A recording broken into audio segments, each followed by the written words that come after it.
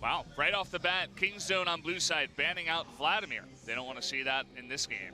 Tal had a really good Vladimir performance recently. They're going to try and ban away Flex Pick with that, and they actually ban away the Sivir, which does raise the priority of something like Ezreal quite a lot. You'll notice on red side the Jace ban already, and it seems like SKT don't need to see another Galio to know that the noted Galio pickers of the past, BDD, and we saw yesterday Pawn, will be able to return to that pick anytime they want. So Galio banned away from a team that loved to run Kha'Zix and Galio. AD carry pool, which was left open in a lot of series yesterday, is being targeted. It's looking like a first pick Ezreal if we don't see a ban. Wow, they're going to go ahead and ban out the Azir here. Now, Sejuani is also open, and Peanut, if he's playing a tank jungler, does prioritize it. So SKT smartly say, what do you want? Ryze also being available means this could just be Sejuani Ezreal as a trade. So banning away Azir could open up a lot of options, and they go straight past the Ezreal. Seems like SKT, after their late game woes, are saying, how about some late game scaling, Valdez? I like the idea. Maybe they're trying to conform to the current meta that we have on 8.1 a little bit. You already see that Severe is banned out already, so might as well take the Kog'Maw, try to scale it up. Kingzone thinking about the Ezreal, definitely still a very tempting pick, and we all know that Prey can also play it as well. Yeah, one of his most famous picks, the Varus, also something to consider, but not necessarily something that has been as clean for Kingzone recently, so why not go for the Ultra Comfort? We're still on patch 8.1, so no Klepto Nurse, no other reasons to not pick up the Ezreal. And speaking of Ultra Comfort, the champions that both these players made their names on, it was Twitch and Ezreal for Prey. Well, in his Najin days, it was all about Gorilla on the Janna. So Ezreal Janna not often seen as a completed duo. They're going to consider it heavily. They leave it open. Effort had a really good game on the Janna in that long loss against Jinna, interrupting so many Ornn ultimates. And speaking of blasts from the past, we have seen Faker dunk noobs with the Master Yi, but probably not today. God, why do they have to do this, you know? One time you just got to lock it in, right? Okay, never mind. Malzahar probably going to be the pick. There it is, locked in. And yeah, we're going to have Ryze versus Malzahar, a matchup that you guys have seen maybe too much here in 8.1. Yeah, Malzahar Nurse, future things, so for now, not something to talk about. I imagine that SKT will try to last pick for Tal, try to give him a good matchup. You know that Kingzone will try to get as much laning power as possible on the blue side. I don't know if you're first picking on the red side a gangplank in this game, because you respect Khan to run away with lanes whenever he's given an invitation. We do see the Gnar ban. Gnar versus GP was certainly the meta top lane matchup during yesterday's games. Whenever you see Sejuani, Kog'Maw, you can kind of piece together. There will be some tanky frontliners for the Kog'Maw to do damage in front of, so Tahm Kench, a smart ban from Kingzone. Yeah, we're going to see Jarvan and Gnar banned out here as well. I was talking to you earlier about how we see Gnar in basically every game because it's right on the cusp of not being banned. If it ever does get banned, it's always in phase 2 when the top laners have not been picked. So we do see it picked out or banned out there. Kingzone thinking a lot more about their secondary bans here, really putting in the time and thought about what they want to do. Down to the wire, and they banned Nasus. That was a mistake. They just couldn't think of anything, or they wanted to keep one of those picks open for themselves. We've actually seen some Nasus in solo queue going for coin Nasus in certain matchups against the lower presence champions. It's actually been seen as a quasi-counter to the Gangplank, just farming up in lane as the Gangplank farms as well. So I'm actually thinking this is an intentional ban there from the side of Kingzone, even though it looks like a bit of a troll to most people. Yeah, it makes a lot of sense. You do see that GP is picked up for Tal, so they're saving the counter here for the support role. Looks like they're not going to pick that up just yet. The surprise there is they're giving Kingzone 2 lanes you know they're going to be comfortable with. Kingzone will be pivoting and having Ryze in a side lane. They will also have lane presence with the Camille into the Gangplank, so all-in options in 2 lanes. The thing about Korea is we love the Ryze and Camille side lane champions for the ability to, in the mid game, really take over the side lanes and use the Realm Warp to its maximum. We still, of course, have the stopwatch escapes on the Ryze. And we're going full mid game for Kingzone. Peanut back on the Comfort Kha'Zix. It's a nice little drawing of Tal. I suppose that's maybe Gnar that she has drawn. I don't really know what that is. But going into the support pick, it is going to be the Alistar. You were talking about a tanky frontline, another engage here for SKT, and another very popular pick that we see all the time is this Alistar. So lineup from SKT is the sort of lineup where Peanut, just like Cuz we saw previously, can flourish. Turret dives between the Camille and Kha'Zix make the gangplank very vulnerable, especially before the stopwatch arms at 6 minutes. Game, finally. Here we go, guys.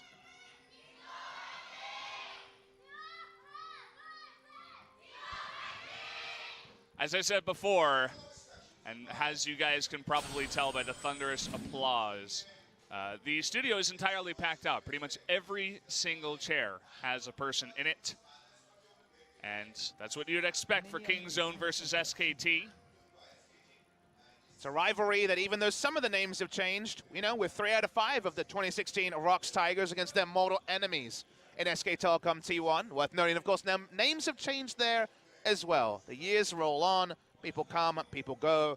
We still have Prey Gorilla versus Bang and Faker, which is still already a very big highlight matchup. As speaking of Faker, want to exert as much lane presence as possible. Expecting Camille to have strength in the top side. Seeing Gorilla go for a late steal here. That was pretty close. Against the Sejuani in particular, very difficult because she has the ability to claim, you know, has a pseudo smite with the passive around 400 HP, so very difficult to pull off that steal. Can't even force out the smite necessarily, but the smite was used onto the walls to increase the clear speed. Not sure if it's fleet footwork or the aftershock just yet, but we'll get the runes up soon. Yeah. She's probably hoping that the E would be used, and then the Braum Q would come in and steal it from underneath her, but not very likely, as you were talking about.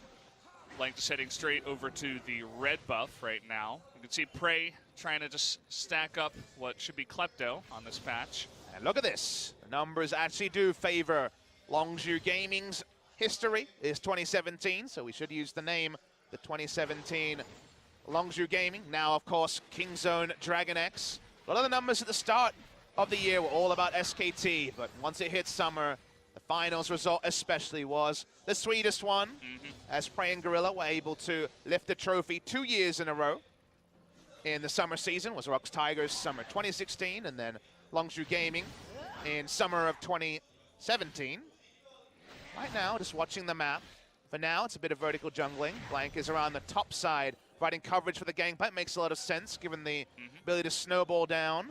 Already had multiple gangplanks, but chiefly Untara feel the wrath of enemy top lane and jungle duos, so giving coverage to Tal is smart. And maybe we should talk about the fact that Tal is starting, because that is something different from SKT. Tal, to me, represents, kind of in a Huni-esque fashion, a carry top laner. He is an aggressive laner. He is known to pick lane-dominant champions. If you remember, Untara already had a lot of issues against Khan's aggression and his micro ability in lane, and they brought in Huni and he was more comfortable. Tal, of course, much less experienced, but a very mechanically gifted player. Famously was Son of Kasing in European solo queue, going right up there based on his mechanics. Finding a top laner with mechanics is the reason that SKT brought Huni over Untara to Worlds after Untara started most of LCK Summer, and now they're also rolling in Tal this time. Again, a tough order. Just before we went into game, we saw him. He looked nervous, and he should do, Valdez. Yeah, you know, he's a bit of a younger guy. He has some experience, but not so much. And we were talking before the games about how we should reintroduce this idea of what his name actually means. He's a very famous Trundle player, actually, on the solo queue ladder. And his name literally means, I am going to play Trundle. So it's T, right? T-Hal. It's like Trundle and Harkoya, which means like I'm going to do it or I'm going to play it. So he's saying I'm going to play Trundle. Unfortunately, probably not going to happen in competitive play, but definitely would happen on the ladder. I think when the keystones equalize, when there's more bruiser keystones in the top side and the range top laners go away, hopefully we'll see his famous Trundle. If you named yourself after picking Trundle, you're probably pretty good on it. But yeah, you do the Hungle much more justice than I do, Valdez, so thank you for explaining that to our fans. But now things have been passive, which, again, you look at the scaling, you see the Gangplank, you see the Kleptomancy, you say happy days for SKT. Want to talk a little bit about the rune choice now that we have them. SKT cannot be sealed, triple unsealed with Faker and Effort. We've seen more Aftershock, Alistair, recently, but the AD carries taking the Unsealed Spellbook is getting more and more common. You see it on Cogmore. It's just about trying to get to lane faster with Teleport and just having low Summoner Spell cooldowns in the late game. Press the attack, never taken by Korean AD carries. Fleet footwork is strong, but people haven't been picking it this week. There's a bit of change there as BDD is trading very aggressively. Yeah, he's been doing this all lane long, and you can already see the impact it's having on the CS lead. Faker has been having a lot of trouble in this matchup. He's got Blank nearby, but look at this aggressive Rune Prison saying, I'm going to go in. Peanut's here too. He got a 2v2 under the turret. Blank low on mana as well, and they can't even fight here. That was really cute. He brought the minion wave with him so that he wouldn't instantly take aggro. Only after he used an ability or an auto attack onto Faker would he take aggro. One of the underappreciated parts about that Realm Warp is the fact that it brings the minions along. And everyone's teleporting. Yeah, that's the thing. You were talking about Kog'Maw with Unsealed Spellbook. I almost feel like we've gone too far, right? Like Has science gone too far about this? It's like too crazy, right? the movement speed is not good enough. All of those quote-unquote like ADC runes are just not even used on AD carries anymore. It's just like the lower cooldown on Flash is actually more worth it, and obviously the better laning phase with the teleport. It's just like, it's ridiculous, Papa. I mean, think about where we went from. We had an all-star on previous patches in this cycle. It was all these poking AD carries against Serrated Dirk. Misfortune Jhin was the OP lane. Varus and Misfortune as well, going double Comet. Since then, while Comet stayed the same, min-maxing the Relic Shield into Overheal into just insane amount of sustain has really pushed away the more poking AD carries, and now it's kind of the reality. I talked about it at the start, and people said, why so much inspiration? It was one of the big questions that, Twitter said they wanted answered about the current meta, and it's just, if you look at the pure defensive stats and the pure offensive stats you get from other trees, they're often dwarfed by the utility of a stopwatch, free boots, and also the spellbooks. So there's so much advantage there from going for things that aren't innately, plus AD or plus AP, plus armor or plus magic resist. It's just not worth it right now for actually investing into the other trees. Yeah. I do like the idea that, it's not like the AD carries always have to go to precision and the mid laners always have to go sorcery. I like the fact that people are experimenting and finding cool combinations of runes that perhaps you wouldn't think would be the case when you first see them, but I don't know. The idea of all this Unsealed Spellbook on ADC doesn't really sit well with me, but we'll see in the future. What I'll say about Unsealed Spellbook is when it's an option, when it's something that people take to surprise, it's really cool. But when it becomes the meta very fast, then suddenly it gets a bit comical, right? When everyone's teleporting everywhere. Same about Frostfang on junglers and top laners. When it's an option that can be abused or can actually be encouraged, it's good. But when it's the meta, then again, it gets a bit comical. So for now, at least, the Spellbook will stay unsealed. We will see it as the core 10 of the meta in 8.1 and 8.2. Unsure if things will change. I love the utility of it. Really does feel that the Summoner Spell cooldown reduction is kind of extra power that's not necessary. This was this level 6 I was talking about. They're going to try to bring both of their ultimates in, but can they do it in time? There's the Zhonya's the stopwatch, but he actually could not Rune Prison in time, so it's first blood going to Blank, putting their two ultimates together and getting a kill. And a mistake from BDD. He uses the stopwatch when his health is too low. He would have died to the Malefic Visions, even if he got the Realm Warp and stopwatch out. So I think, honestly, just a waste of an important rune that he had taken there. He dies as well. After being harassed for so long, Faker finally gets a feel-good moment. Good gank timing from SKT. They still have the scaling draft. Against the run of play, they now have first blood. Nicely done. Exactly what I was talking about with the Sejuani, wanting to come mid around level 6 or just stay around top and help out Tal. And so far, taking a look at the top lane, it definitely looks like when Khan takes the trades, he's winning them, but Tal is definitely holding his own up there with very similar CS right now. And now, we don't really need to talk about the mechanics of this all-in. It's very simple. CC overlapping, using the stopwatch there a mistake, but what I want to talk about is the minimap. We haven't seen Peanut in positions that we saw Cousin. You could say, well, his lanes haven't been winning as hard, and you'd be right. But top lane is always scared of the Camille hook shot, and mid lane was winning. So why wasn't Peanut invading with the pressure, getting vision in the red side jungle, and actually making threats onto both top and the mid lane. Why weren't they able to battle ward blank on this Sejuani? None of that has happened. All Peanut has been able to do is equalize in farm against the Sejuani, and now he's turned on. Yeah, I mean, we got this ultimate once again from the Malzahar. Unfortunately, Blank CD wasn't up on his ultimate, but we might have a bit of a collapse as Gorilla and Prey are coming in. BD locking down Faker right now, but BDD will get slowed up. Effort will have Flash ultimate, and he will just get out of there alive. But lots of summoners burned, a couple of flashes on the side of SKT. But you will see that whenever Kingzone are proactive, when they have equal or greater numbers, they will win in both of those scenarios. They should have the tempo on the map to make those proactive plays. They're not. And SKT with a scaling draft are doing way better than you'd expect in the early game. They're behind 300 gold. You look at Gangplank in a tough lane, down 7 CS. They're winning in spots they should be well behind. Yeah, it was a really good point you made about the Kha'Zix not really showing his face top lane even once. I mean, look at how low Tal is right now, right? It forces him back. He does have his TP, but you can try to set up something where you put down some control wards, make that opportunity available to yourself. But Peanut's just been farming the jungle this entire game, and now they have vision on the Dragon. What will Kingzone do to try to get them off of it? They're definitely going to walk through some wards and not make it easy, but for now, SKT's sticking on the Dragon. They do have this burst damage, and now Faker is in. That's going to be the easy smite cleanup from the Sejuani and an Infernal Drake going over to SKT.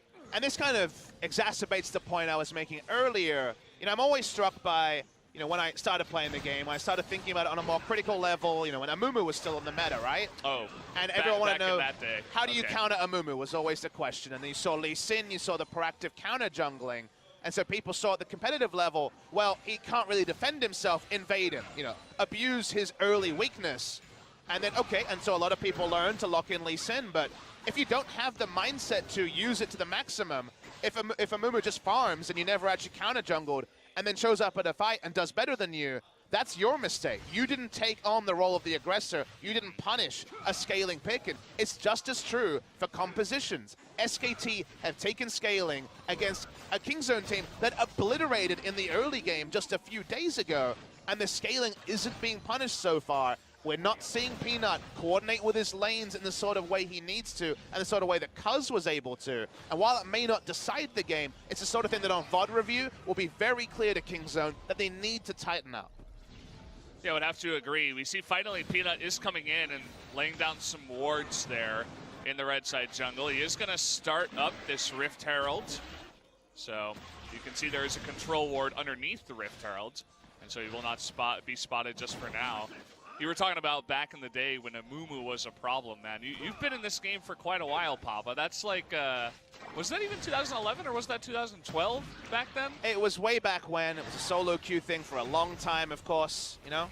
When it comes to birthdays, it will be in, I believe, a couple of weeks, my 7-year anniversary with League of Legends. I downloaded it in February 2010. It's been out for a while, Valdez. Okay, we are going to have a challenge here on the Rift Herald, that Gangplank ultimate, and it's going to get smited down here by the Sejuani. Not smited, actually. She hit the eye right at the end, but you can see that Kingzone just had to back off as there was too much pressure from SKT. Even Effort making his way up in, as well as the Kog'Maw Bang coming all the way to the Rift Herald, and so that's going to go over to SKT. And the minimap tells bad stories for Kingzone. During this time, during the setup for this start on the Rift Herald, BDD was backing. He wasn't in unison. He wasn't prioritizing Rift Herald take over his own back. He's gone super defensive in his build, going for a QSS. Of course, not going to be necessarily a timer on the Rod of Ages like previous Rise builds, but he's not playing with his jungler. We're never saying BDD and Peanut or Khan and Peanut. We're just looking at Peanut. We're looking at BDD's individual turret dive in the mid lane. The synergy is not there, and the synergy needs to get there fast. Yeah, I mean, Peanut did join for that super, huge turret dive early on in the game, but it didn't feel the same. I definitely feel what you're saying, and overall, he hasn't really been coordinating on the same level as Cuz, so we'll see if they can shore that up a little bit in the future. Next Drake is going to be Infernal Drake, so SKT will be looking to stack that here in the future.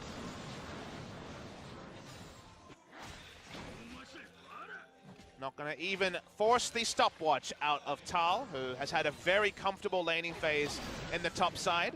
Khan doing his best to pressure, but solo, and never with the threat of a turret dive by the Kha'Zix. He can only do so much, and as you get more and more levels and your Trinity Force, ranged farming comes very possible for the Gangplank.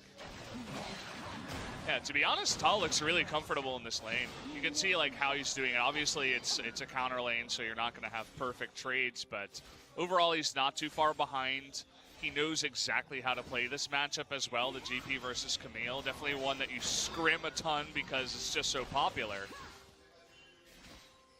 Got to say that the jungle proximity may be higher than Blank, as you would expect with the Kha'Zix, but sadly the results haven't been there for Peanut.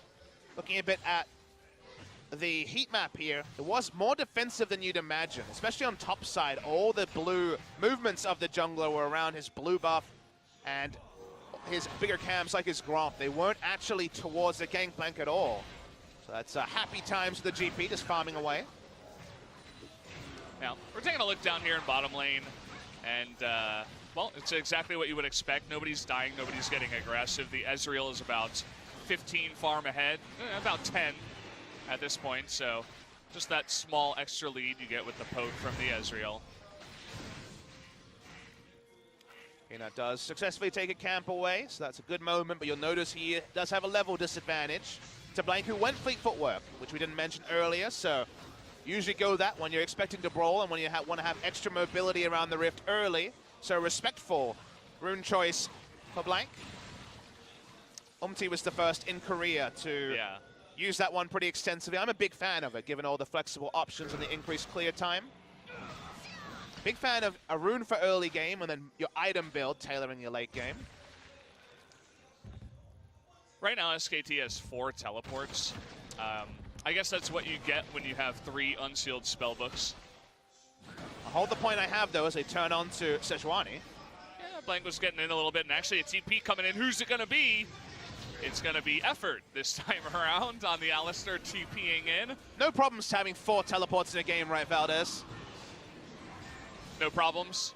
It's probably not going to be Kog'Maw, that's all we know, but as as casters, we're like, wait, who had TP? And it could be anyone in this current meta. Pretty much.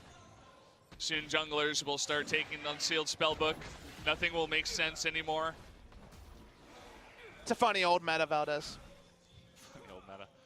We didn't get to talk about hopefully it will be old in the future. I'm feeling old right now, trust me. But with all the teleports, something I wanted to talk about was the ult used top lane by Tal. Didn't have a chance at the time. May still not here as we get the zoomed out view. Infernal Drake number 2 has started. Should not be 2 of these given up by Kingzone, but there might be. He's going to jump in and he gets it a little bit too early on that smite. It got down to 145. I saw it by Blank. It was just too early. But look at this. Gorilla is going to get caught out. So they will trade the Infernal Drake for 1 kill. And honestly, in this meta, I'd have to say I would take the Infernal Drake over the kill. But Valdez, I'm not willing to reward Kingzone for that because they have to go for a flash 50-50 just to get the Drake that should have been theirs with the draft. They took early momentum with the picks. They're the ones that have the earlier options, but instead they have to 50-50 because they've given up too much on the map earlier. Tal just running over to try and harass Khan further. He's starting to finally fall into a CS disadvantage. The reason for that is that Khan was holding the wave just in front of the turret, so Tal actually had to ult it just to hope to push it, otherwise it would have been denied further CS. So having to use the ult just for lane meant he didn't have it for the Drake. Here we go again. They're going to layer their ultimates down here. Actually delaying a little bit because the QSS is available to BDD at this point, but again, little moves like this, we've talked about it in this meta. It's not necessarily to kill, especially after the QSS. It's just to try to push BDD out of the lane, especially because his TP is down. Been the bot side jungle that's been owned by SKT since the early part of the game when they started to prioritize vision around it. But now at least just threatening a red buff, still threatening a dive, but no more. Big control ward line over the river for the side of SKT. Yeah, they want this first blood turret gold, and that bottom turret is getting very, very low. So if they wanted to try any kind of dive with Blank and even a GP ultimate, that would be the lane to go for it. The mid lane turret is also getting very low on the side of Kingzone, so they could potentially go for that. They do not have the Rift Herald. It was used in the mid lane, I believe. It's a very confident build coming from Tal. You see double longsword You think about what most people have been building in hard lanes for the Gangplank. It's been Sterix, Gage second, just to deal with being all-in and having that extra overshield of health to try to turn things around. Only built out of a single longsword and a pickaxe, so 2 suggests a dirt, suggests something like a Yomu's Ghostblade to try to run away from Khan, which is an option for sure, but it is a more offensive choice as well. I love Pugmaw. I remember I was casting with Crumbs last year, and he hated the Pugmaw. What is your opinion on the Pugmaw? I think it's cute as hell. The Riot caster mantra, from what I've learned from going to international events, is they're not big fans of the Pugmaw. Really? Pugmaw definitely has gotten, not the universal praise you might imagine. I think it's cute, but it's really annoying to face, so I'm kind of indifferent on it. I love the fact that it barks every time, like every single time you auto-attack. Just like a small little bark. That's the part where it gets annoying for me. That's the best part. Well, you know, you can like what you like, Valdez. Maybe that actually helps with mechanics. I don't know. I'm not an ADC player, but it's like every time you attack, it like makes a noise. So it still does with the regular that might skin. help. Yeah, it's true. Not a bark necessarily, but a more human noise, I guess, with the bark. I think it only barks when you have your W up, though. So either way, Blank coming on in. I've forgotten that this is patch 8.1, so. And it is Sejuani, so she is not going to die. Definitely not. At this point in the game, will still be the Sterix, so a bit of a manipulating of items there from Tal, as the Doran shield as well for a bit of extra safety. Trying to turn onto Faker, but you're 3 levels under Faker as Peanut, so not going to be too much fun there. It's kind of funny the way that Frost Queen's claim works against the stealth Kazakhs. Can definitely help you from getting surprised anytime. If you think he's nearby mid lane, Effort's taking a little bit of damage. Should be okay. Just trying to poke him down to hopefully get some turret damage in. Effort could just back and teleport if he wanted to. Because, of course, he would have teleport. We're down to 3 right now as Faker is going for the more standard teamfight summoners with the Ghost. Doesn't want to have to flash every time he looks for an ult. Or wants a bigger acquisition range. SKT has controlled this part of the map almost the entire game. The big advantage of that has been 2 Drakes, which is the most obvious thing, but also the fact this turret hasn't gone down, Valdez. At 22 minutes, Kog'Maw has been able to rush a Rage Blade and not lose turrets. So the vertical jungling hasn't really felt vertical because Peanut hasn't been threatening the Gangplank at all. And being on the bot side has gotten SKT most of their leads. It is 1-to-1 in Infernals, but should have been 2, given how the setup was earlier. Quite a miracle steal from Peanut. SKT was looking for a gank opportunity down here in the bottom lane. You would have to think that this King Zone bottom lane is really trying to push here, but even ulting through the Tri-Brush to stop the back of Blank perfectly, even without the vision. But looks like they even read the play out of SKT. I mean, both teams knew what was happening there. The only wild card was, would Peanut try to come in for a turret dive? That's what Blank was more there for, was covering any sort of aggressive move, or an overgreed by Kingzone to try and finish the turret, rather than actually looking to enact a gank down the lane. Chances of that succeeding on Braum and Ezreal with summoners up was 0, so yeah, it was just there because they didn't need to be anywhere else on the map. Farming continues, but in the mid lane, top lane especially, the gold lead that wasn't there early is starting to grow a little bit. The mid lane one at 50 CS over the Malzahar is Ryze, who started off super defensive, remember. It was Merc Treads, Tier, Catalyst, and a QSS, but at least there's some threat now. There's still threat, but it's still a couple of very defensive items, right? I mean, you get Zhonya's afterwards. I mean, it makes sense for the Realm Warp, but you get that after that defensive Abyssal Mask and the QSS and the Merc Treads, right? This Ryze is not going to be dying to pretty much anything. Now Prey finally making this move towards the bottom turret. He is going to pick it up and get that gold. Unfortunately for SKT, the mid turret did go down first, so that wasn't the first blood turret for Kingzone down there. It's a lot of map control that you get from taking down mid lane turret, especially helps with Baron setups. And the trade at the time that it happens couldn't suit SKT better. The bot lane focus, the control they had, got them an Infernal Drake kind of against the expectations of the comp. The next one's an Ocean, so the priority is lower, and now they have more space to put down Deep Vision for Baron protection. I think it's more about protection than actually engage for the side of SKT. They're confident in their scaling. Kog'Maw and Gangplank told you that story. So for now, just more defense from SKT, setting up for what they want to be, a very long game. Yeah, we should expect it at this point. I haven't had quite the 60, 70-minute game with you, Papa, yet, and I think you deserve a little bit more on your birthday. How have you been feeling about those games, Papa? Enjoyable? Some of them have been bangers, for sure. Yeah. Telecom War was a lot of fun a few days ago. The one yesterday was such a heartbreaker for Afrika. You could see Kuro afterwards, whether from exhaustion or sadness, he was in tears as well. We've had quite a few tears this week because of the long game, because of the high stakes, because they are games between playoff teams.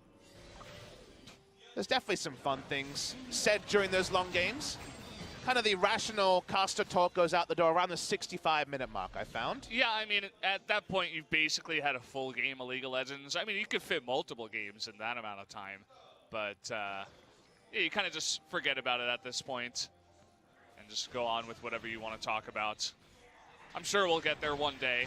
This could be the day. I mean, I feel like on this patch, if you're playing basically perfectly, if you're a top-level team, you are going to get yourself into situations where you can't really avoid the 60, 50, 60, 70-minute game. Shall we have a caster bet then? Here's an easy one. Okay. Right now it is 5:30ish p.m. Korean Standard Time. Will we be able to get a celebratory birthday drink for me on my birthday, or will it be tomorrow? Tonight, I think because the second matchup is KT versus BBQ, I would have to say that we will have time. It might be late, might be 11:30, but we'll fit it in. Okay. If not, we'll have to have one on the broadcast. I'm sure everybody will be fine with that. I'll take the other side and say 7 hours plus of League of Legends to dream. Really? No celebrations for me today. More sick League of Legends. I mean, this game could literally go to the 60-minute mark very easily. I mean, we're already beginning to see the beginnings of a game like that, right? 2 kills at almost 30 minutes. Only dragons taken. Basically just vision fighting right now.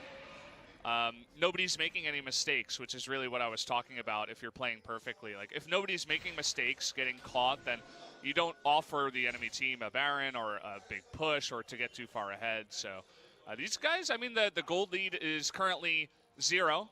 I guess 100 for SKT.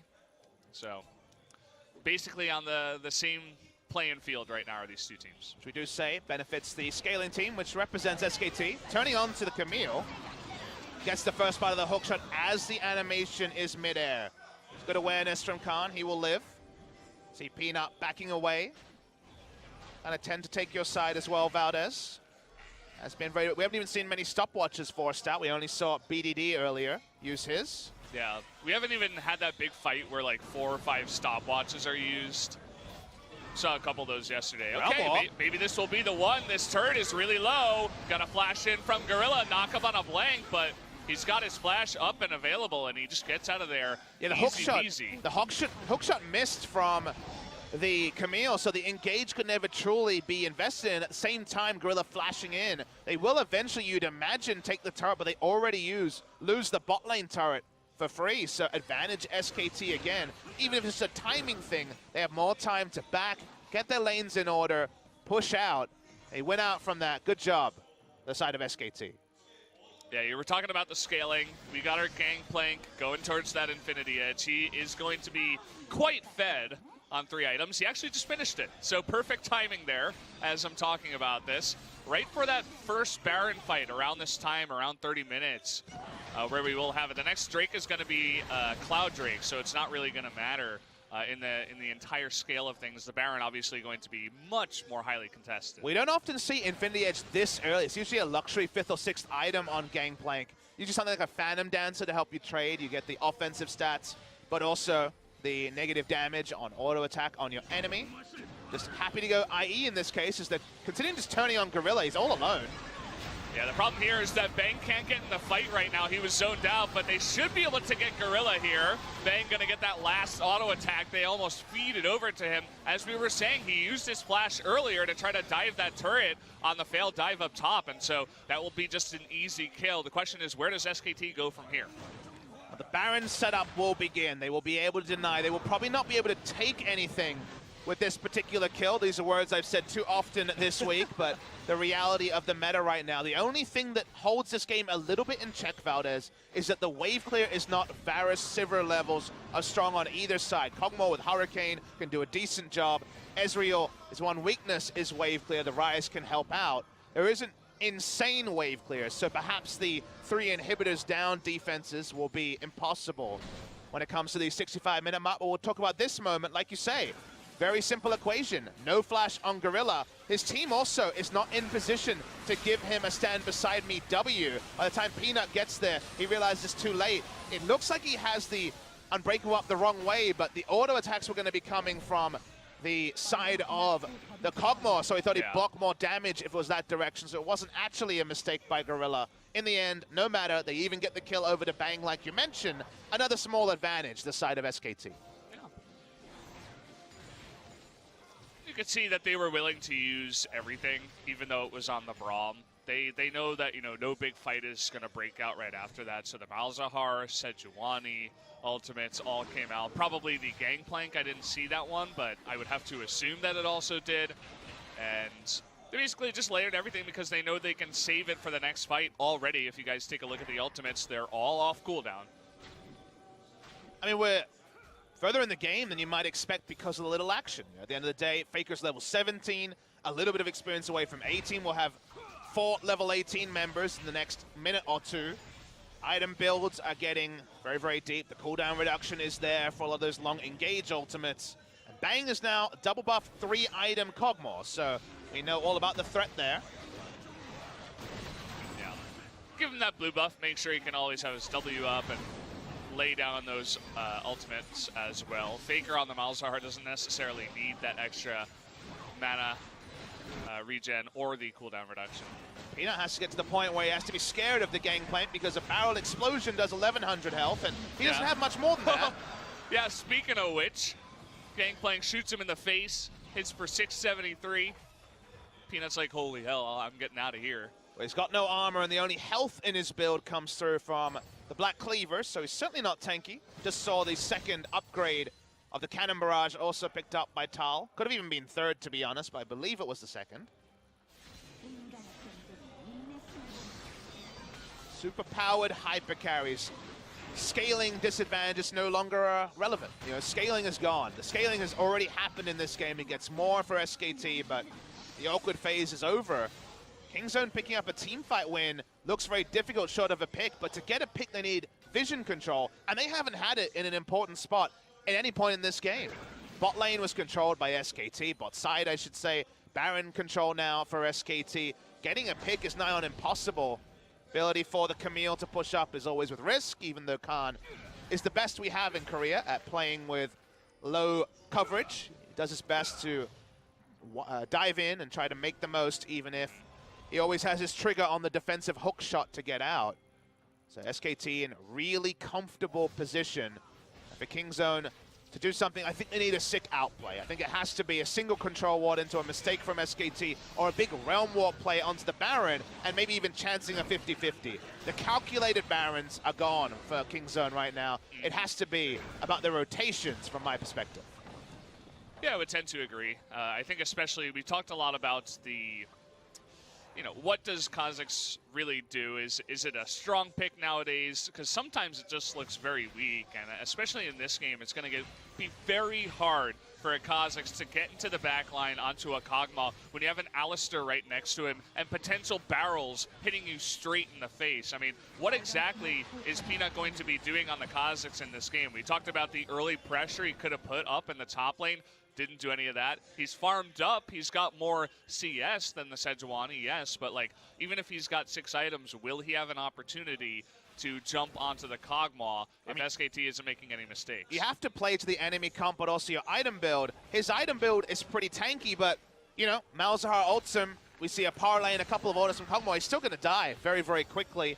No QSS in this build. The more popular build has been the Boots of Mobility, and, you know, from there, it's things like the Duskblade for early presence. When we've seen Songwon have good games on the Kha'Zix for Rox Tigers, a lot of lane ganks in the top lane and abusing the, you know, R passive when you evolve the R. But again, we haven't seen any of that from Peanut, so to your question, probably dying early, Valdez. Very difficult to get much value out of the Kazakhs at this point in the game. They turn onto him.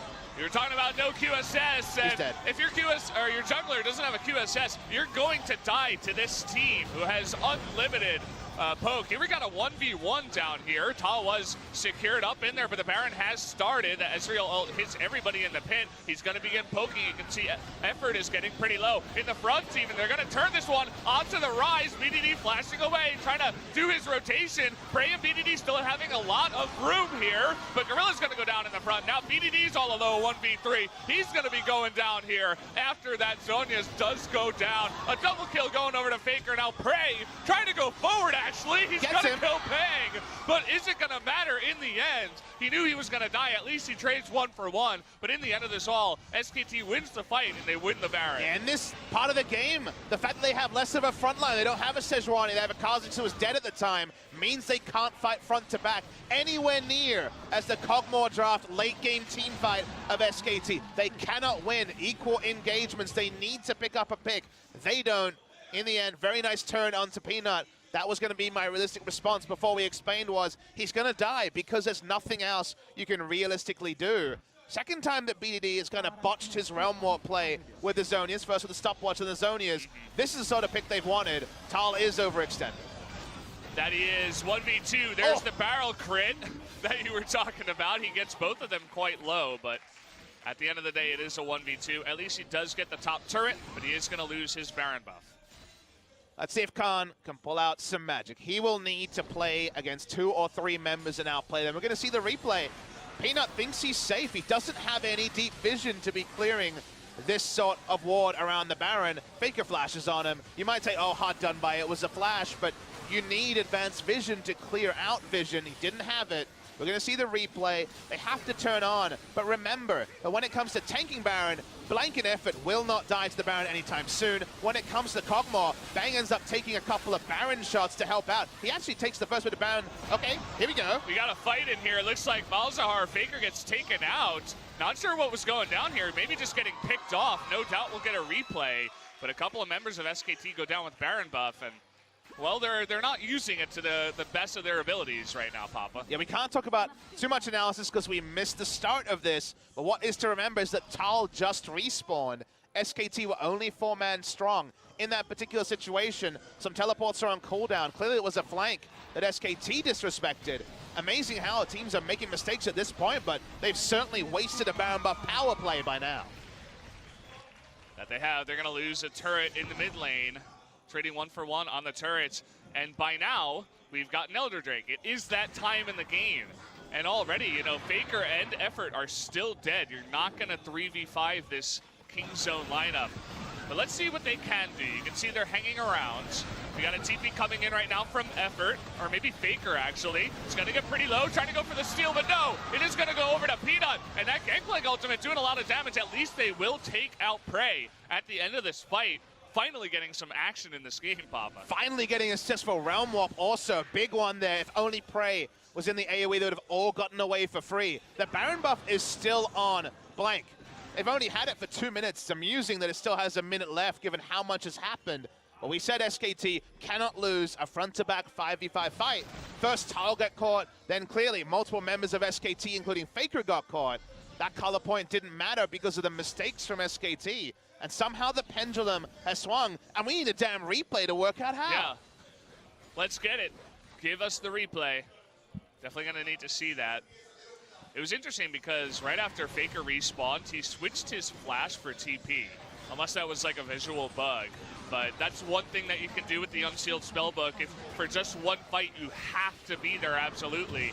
You can, you know, trade your flash for the TP. With the Baron buff, they're still trying to push. This is 5v5. This is where King Zone has to consider their options, even with Elder Dragon, for another minute and a half. They give up. They don't give up the turret just yet. Look at the swings we've had here. It has been pretty small. You'll notice it's only a scale of 2 to 4,000.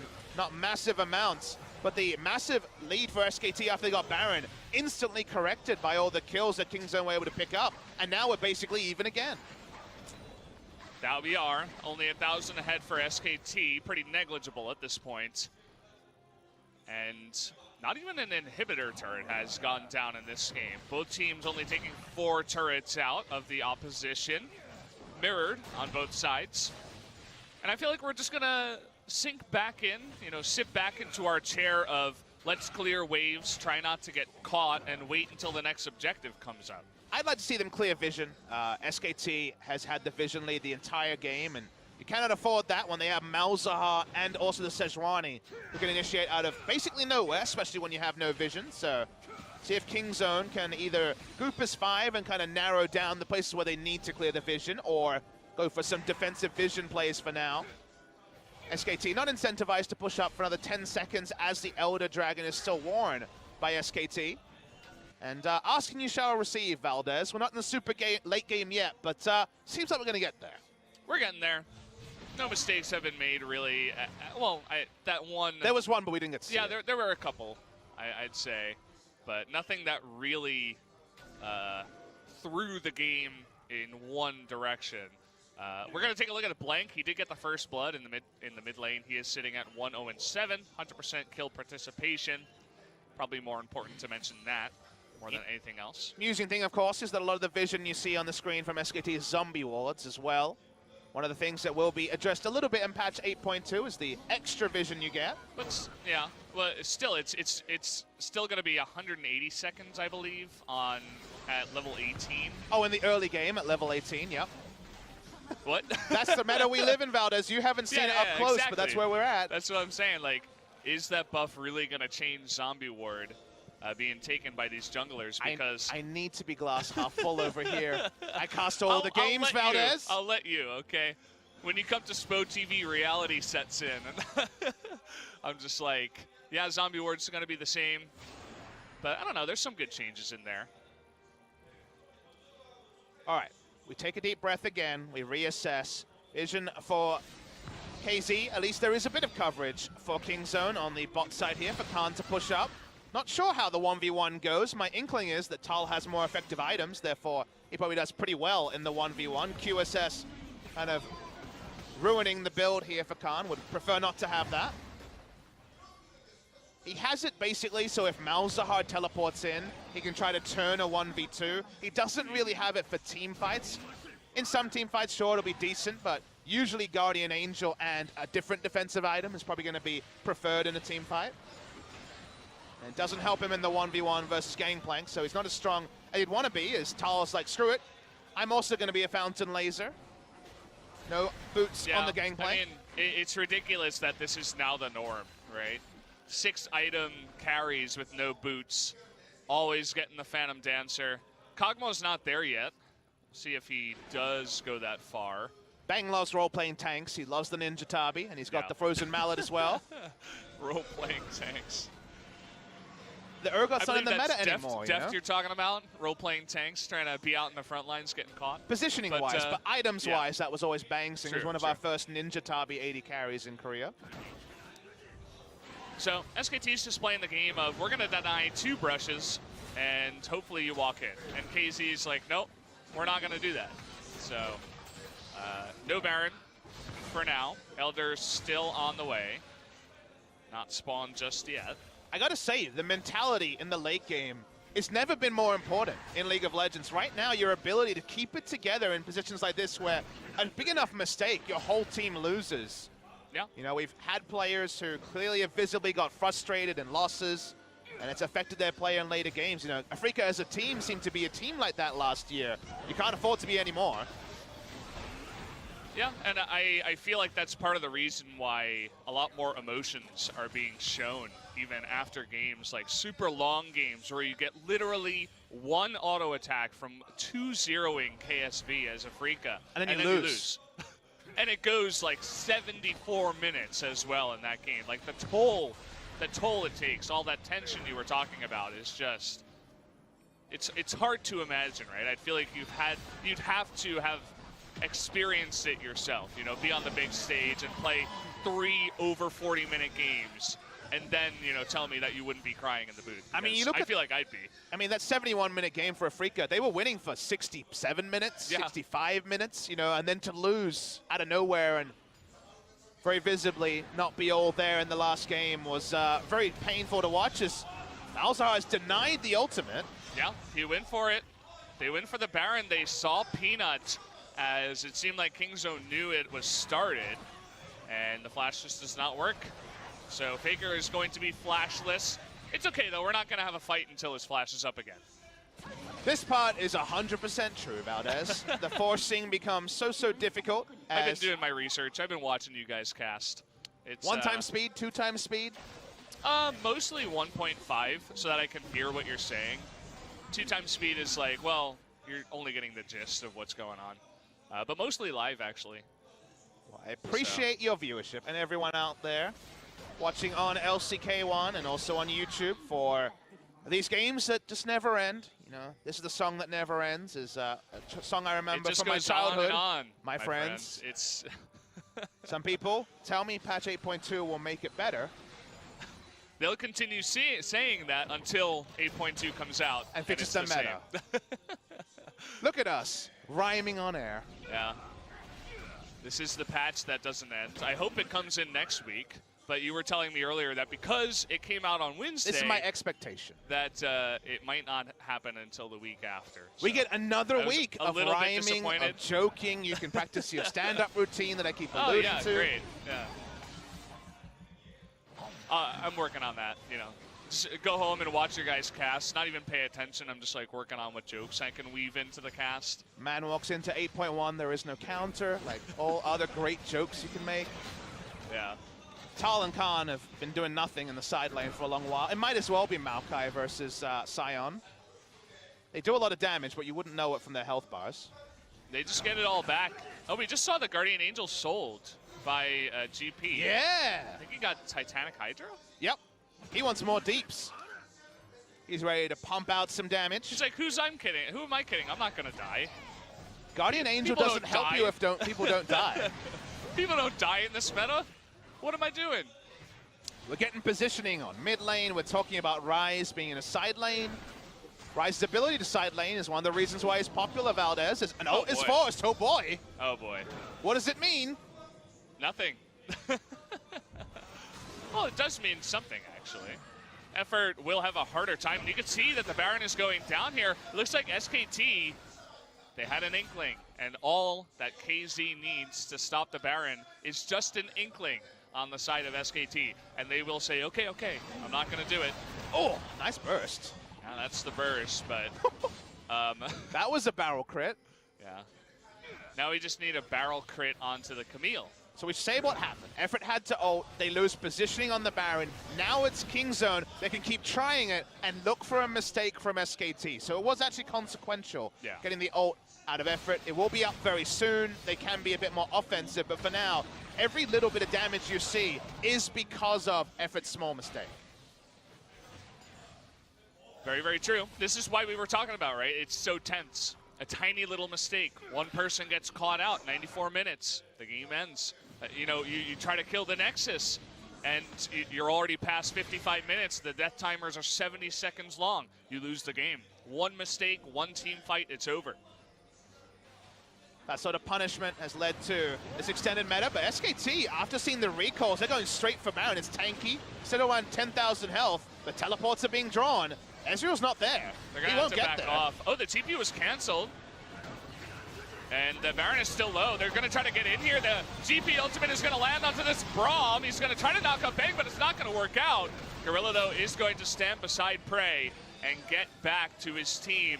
And it turns out that no one is going to go down here. Peanut, though, he's looking for a pick. We were talking about what is the usefulness of the Kha'Zix. No. He's not picking. He's trying to delay. Oh, true. He just wants to use his W to get vision and delay. They won't be able to stop 2 recalls. They stop 1. Bang cannot recall. Faker does. No, Faker cancels it. We're watching in the minimap here. So much action around the top side. Now one's died. Oh, Gangplank does leave. Teleports are being used everywhere. This game is unbelievably tense. Unbelievably. You're exactly right. He's trying to stop the backs because they want to go push mid. But then they're like, oh, wait, maybe we can take a fight. Maybe we can go over there and fight them. It looks like someone backed. but then a TP comes out from Tal, and then they go for it, and they just back off of the fight. Now they're going for the Elder Drake here. They have complete positioning on it, down to 5,000. Gonna try and rush it. They should get it. Yep, that they should, unless Blank can get the Miracle Steal. He's too far away. Now they have the Elder. They want to force a fight here with the Elder Drake. Kondo is going to miss that hook shot, and SKT wants no part of it, but look at Blank's health. He's getting poked down from the Ezreal. Here comes Peanut trying to pick him off, but it's not going to happen. But they got a lot of health away. Maybe they can go for Baron. Now, Blank has Warmogs, but because of the burn, it took a little bit longer to arm. He'll be full health in about 12 seconds. They start onto the Baron. They have a quick Baron here.